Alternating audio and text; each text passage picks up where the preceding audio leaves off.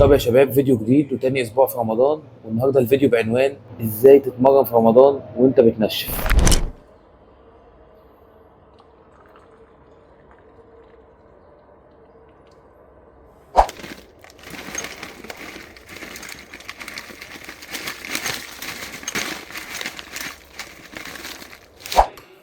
البنك المركزي بيشتري.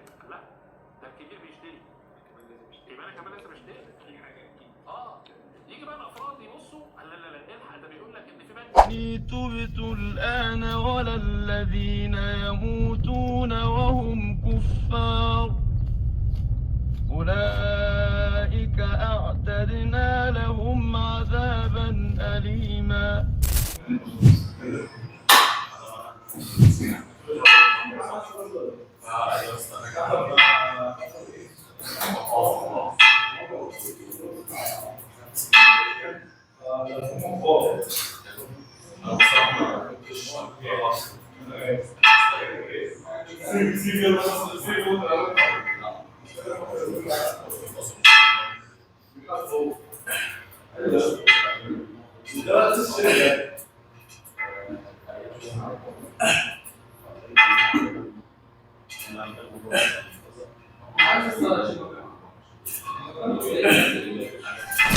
طب يا شباب، ده اول تمرين في الفيديو. انت رايك التمرين ده بيمرن انهي عضله؟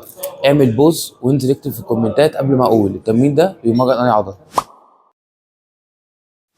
خلصت. طب التمرين ده بيمرن الابر ترابس. هتستغرب طبعا، احنا عارفين ان احنا بنمرن الترابيس بكده دايما، يا بدمبل يا بار. ايه اللي يخلي الترابيس تتمرن بالشكل ده؟ فلو انت ما تعرفش ان من وظائف الترباس ان انت ترفع ايدك من هنا لهنا.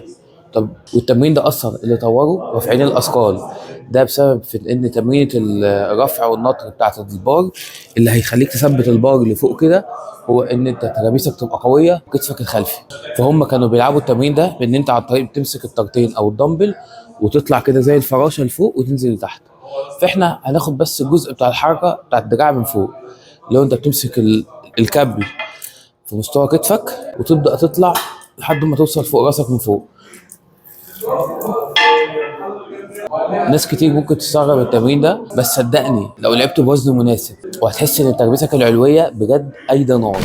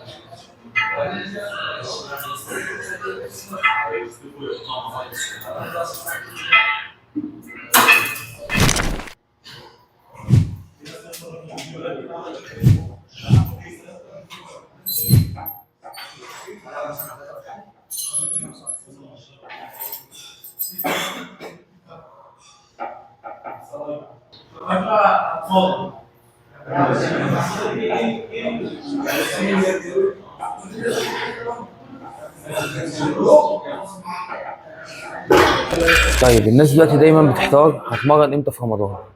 انا شايف من وجهه نظري المتواضعه وعلى خبرتي في مدار السنين في التدريب، احب اقول لك ان احسن وقت في رمضان هو ان انت تفطر فطار سريع وتنزل تتمرن على طول. بمعنى انت شايف في اول الفيديو بتاعي انا فطرت ايه؟ عباره عن مصدر كرب، كوبايه القهوه. نزلت على التمرين على طول. اول حاجه بطنك خفيفه، خدت الكربوهيدرات اللي هتديك طاقه في التمرين. تالت حاجه الجيم هيبقى فاضي بعد الفطار، هتعرف تتمرن براحتك. بعد كده اما تروح تبدا تاكل وجبتك الاساسيه.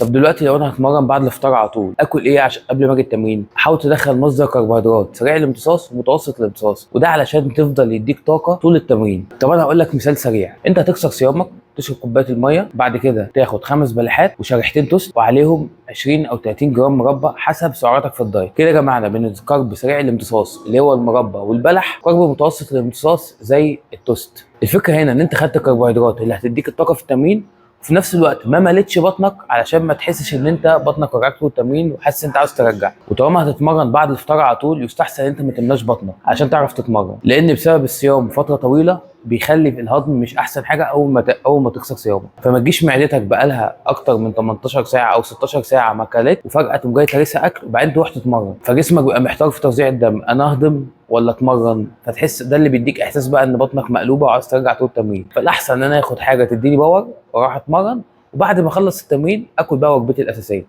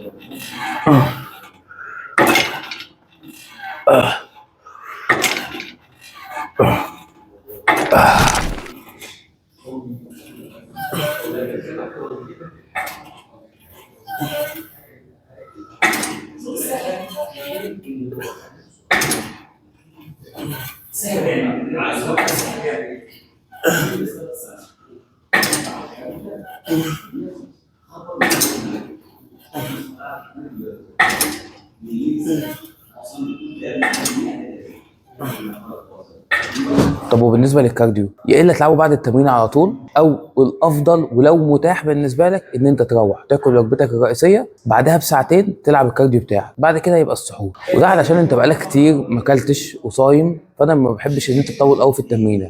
حاول تخلي التمرين على قد ما تقدر ما تعديش الساعه، بعد كده تروح تاكل وجبتك، بعد كده ممكن تخلي الكارديو بعد الساعه 12 قبل السحور. طب الناس اللي بيبقى وقتها ضيق في رمضان ومش عارفه تتمرن زي الايام العاديه، يعني هو مثلا كان بيتمرن 4 أو 5 ايام بس في رمضان وقته بقى ضيق ومش عارف يتمرن اكتر من 3 ايام او 4 ايام، هل ده هيأثر على تطوره في الجيم؟ استحاله، عمرك ما يأثر على تطورك في الجيم. طول ما انت محافظ على شده تمرينك وبتتدرج في الاوزان وبتسجل اوزانك وعارف انت بتعمل ايه كل مره وبتتطور عليه، عمر ما ده هيأثر عليك.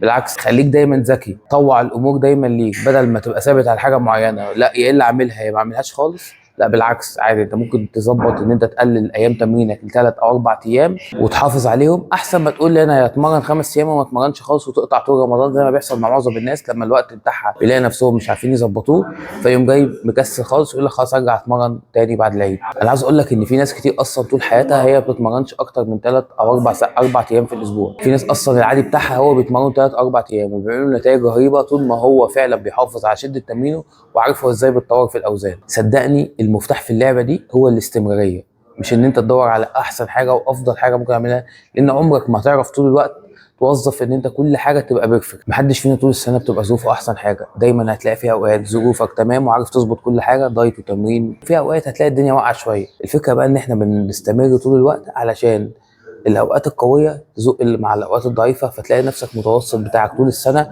انت ظابط الدنيا. الفكره ان محدش فينا طول السنه ظروفه هتبقى احسن حاجه، ومحدش برضه طول الوقت ظروفه هتبقى اوحش حاجه، بس الاستمراريه هي اللي هتوصلك في الاخر للنتيجه اللي انت بتتمناها.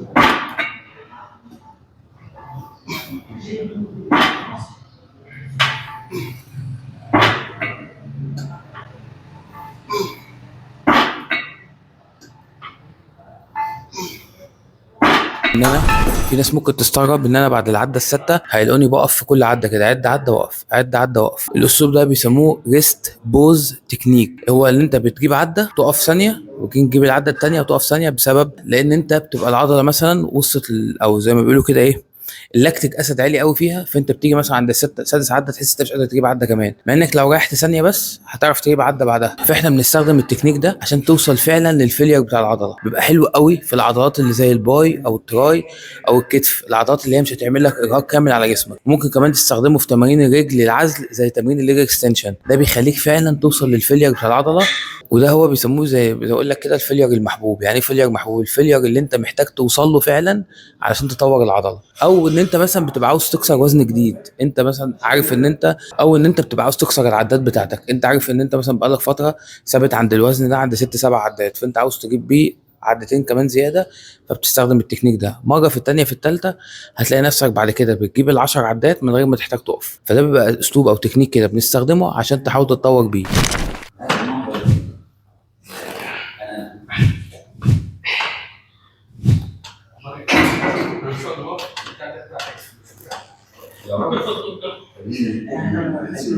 هو جاي معايا كتف مش جاي معاك، هو جاي معايا كتف مش جاي معاك خالص. عارف عاوز تعرف قيمته؟ تعالى فتره ما تلعبوش، العب بس دفع والعبوا مره.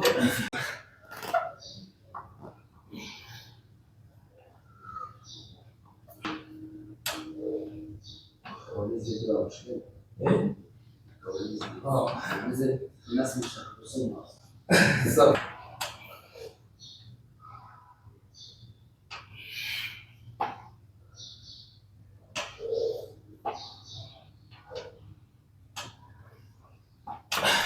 طب يا كابتن فارس، في ناس بتسأل سؤال دلوقتي، انت ايه رأيك؟ هل التمرين في رمضان شدته بتختلف عن التمرين قبل رمضان او اي وقت في السنة؟ طيب احنا السؤال ده عليه جدل شوية. تمرين طبعا في رمضان ان انا مثلا ممكن اقلل من الاشكال بتاعتي، مثلا لو انا بتمرن 7 اشكال زي في ناس بشوفها، ممكن ان احنا ننزل 5 اشكال. شدة التمرين ممكن تنزل شوية مثلا، بس مش ان احنا ننزل مثلا بنسبة 50%، ممكن انزل مثلا لحد 70%. في نفس الوقت لازم اقلل وقت التمرين بتاعي في رمضان. بالظبط، هو الفكره ان انت بتنظم التمرينه او بتقلل، مش بتقلل التمرينه كامله، انت بس بتقلل الشده شويه عشان تناسب الوقت والاكل في رمضان.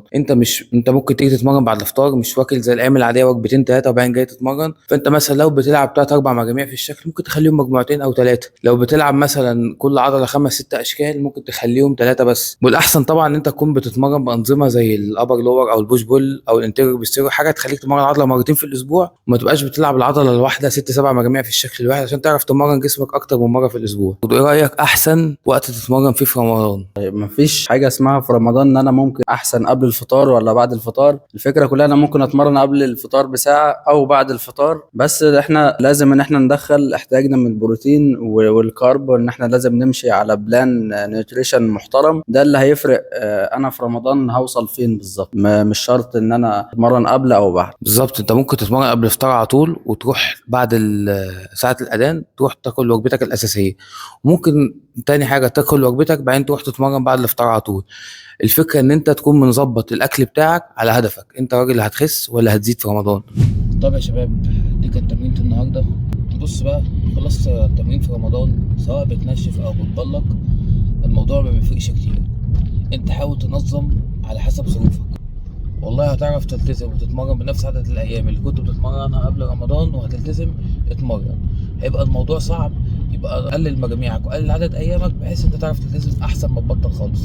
عاوز تنشف في رمضان احسن وقت للتنشيف، عشان انت معاك 16 ساعه صايم وبتاكل في 8 ساعات بس، فهتعرف تمسك بقك عن الاكل.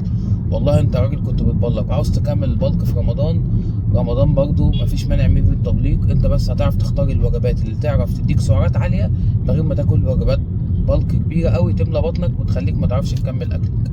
لو عجبك الفيديو ما تنساش تعمل لايك وتعمل فولو، وعاوزكم تكتبوا لي في الكومنتات ايه المواضيع اللي تحبوني اصور عليها فيديوهات وانا هنصورها في فيديوهاتنا الجايه، عشان انا تقريبا بقرا كل الكومنتات اللي بتتكتب.